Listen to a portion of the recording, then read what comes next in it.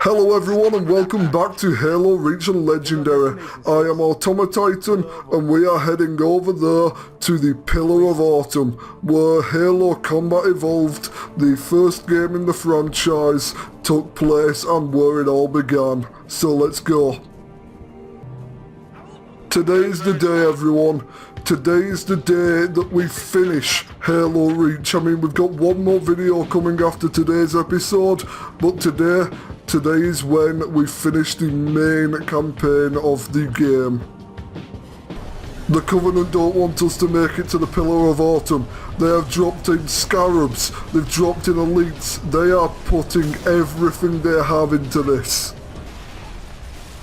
So throughout the entirety of the playthrough thus far, I have been employing tactics that speedrunners use to make my life so much easier in some of the levels. As an example, directly at the start of the previous episode, I skipped past that beginning area, and in Nightfall, I phased through a wall and despawned a rather substantial amount of enemies. So yeah, I kind of owe a lot of my success to the fact that I have been watching speedruns. I love the fact that our noble team members are immortal, until they're not. I mean, look at this. Emil is having a party down there with a large amount of jackals. There's a Goldilocks and there is a Spec Ops Elite in the area. Come on, Emil! I'm just going to have to back off a little bit while the Goldilocks decides to fire fuel rods at me, but I want to watch this. I want to watch Emil take out the vast majority, if not all of these. They should know better. They should know better than to mess with an immortal Spartan. Go on, Emil. It's a shame I couldn't stay and watch all of Emil's party. I was getting driven away by these Spec Ops Elites. Oh well, I'm sure Emil is having a whale of a time taking on those jackals, those Elites. Emil, we've got Covenant in this room. I saw you were having a party. You look like you were having a lot of fun. I'm not going to get in your way. I'm not going to take any of your kills. Come on, let's get in this room and you can kill all of the Covenant that you want. We've got a few grunts here. We've got a few elites down there. We've even got some jackals for you. Emil! Emil! What's wrong, man? I know you enjoy killing the Covenant. Come on! Emil, I understand we're having a bad couple of days. We've lost all of our friends and it's just me and you now. But there is one elite out there that is standing between us and the Pillar of Autumn. We can make it. It's just one elite. We can do this. Hello, hunters. There's two of you and you brought friends. Right, Emil? Emil? Yeah, I agree with that plan. Retreating is the good plan. I might have to utilise the rocket launcher ammunition that I was saving for later on. I don't want to because it's going to make my life harder in a little bit. However, if I have to use the rockets to get past the hunters, I will. Before I consider using my rockets, however, I am going to be trying everything in my power so that I can save them. We've got grenades, we've got a needle rifle, we have options.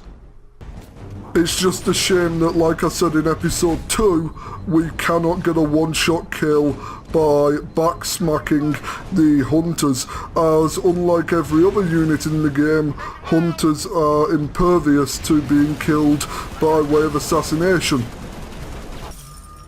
So both myself and Emil came up with a plan. We both jumped through that window when we had an opening. Those hunters, no issue. However, I no longer have access to a DMR or a needle rifle, which is somewhat unfortunate. Actually, as I was just saying that, I picked up a DMR. So there are a large amount of skirmishers and jackals in the area, and unfortunately due to the railings, it's going to be quite difficult for us to get the headshots on these guys. And as I say that, I get 3 of the 4 that I go for. So after having this rocket launcher for effectively the entire level, we are now going to be able to use it in clearing out the sheer amount of brutes that are about to enter the fray.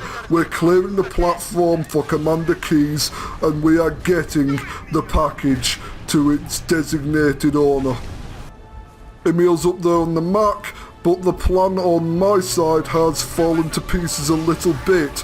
My initial plan was to nuke the brutes as they got off the carriers with the rocket launcher. However, due to failing my second burst, it didn't really work out that way, so now I'm going to have to think on the fly, and yeah. While grunts are easy to kill, I will never underestimate a grunt that's holding a fuel rod cannon, just because of how dangerous fuel rod cannons are in Halo Reach.